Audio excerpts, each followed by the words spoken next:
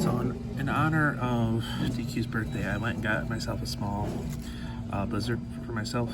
I got the Oreo Blizzard. How much was it, then? Well, I had to pay $4.99 because the app wasn't working for me. So, But it's supposed to be? But it's supposed to be 85 cents. Yeah. So I got one of my favorite flavors, which is Oreo. So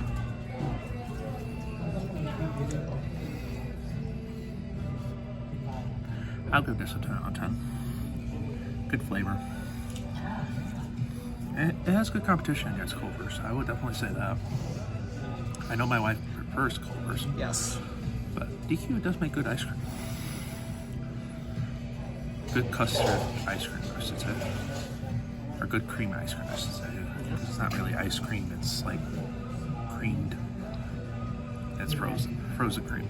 Yeah, I know. It's not like Culver's actually has 100% real ice cream. Yeah. So definitely recommend it. Definitely should go and get it for their anniversary. Yeah, especially what's on sale, huh? Yeah. So until next time, it's your host, Matt's Reviews, signing out. Bye.